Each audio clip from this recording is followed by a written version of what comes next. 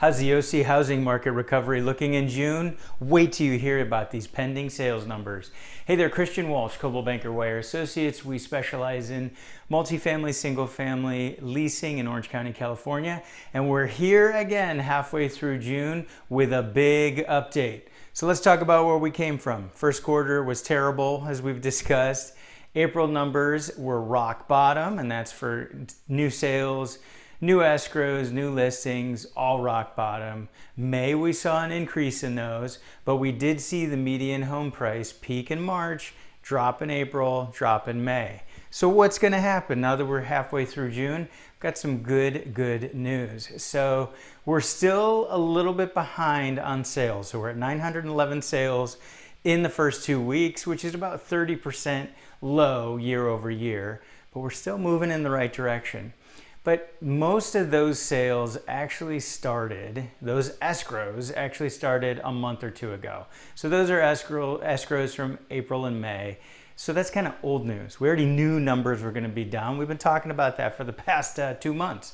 So let's talk about leading indicators. Let's talk about seller supply, which are new listings. So new listings, those are up. We're still down about 11% year over year, but we're getting closer to year over year numbers, which is very good news.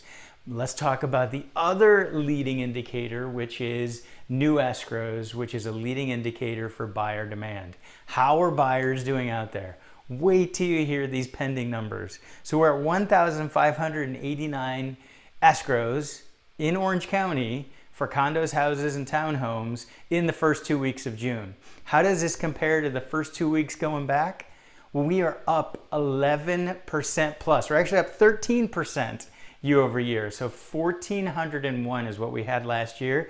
And you go back 5 years and it's literally just around 1,400 in the first 2 weeks going back 5 years. So we are up. So this means that the trajectory for the recovery is headed the right way. So pending sales are actually higher than new listings, which typically there's about 200-ish new listings more than escrows.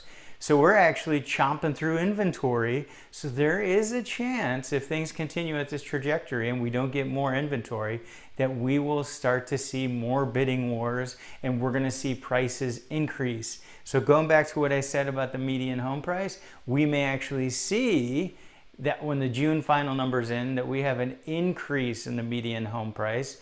And then into July, we're going to potentially have an increase. And this is typically the time of year the median home price drops anyway. Typically June or July, it goes down through the holidays. So it looks like we have a correction. Now here's the big question, and I want your opinion. You can leave a message in the comments. But do you think we're going to regain the lost sales that we have from April and May? And potentially June will be off a little bit. Do you think that we're going to end up year over year having as good a year as last year? That's the big question. So first quarter, we were up. Second quarter, way down. Third and fourth, we'll see how those play out. But it will be interesting to see. Even with COVID, we could end up having a great year in real estate when you add the whole thing up. So anyway, keep tuning in. Christian Walsh, Coldwell Banker Wire Associates. We'll keep this content coming. Make sure you subscribe to our email newsletter and make sure you subscribe to all our various social media channels, and we'll keep these updates coming. Thanks so much. Bye-bye.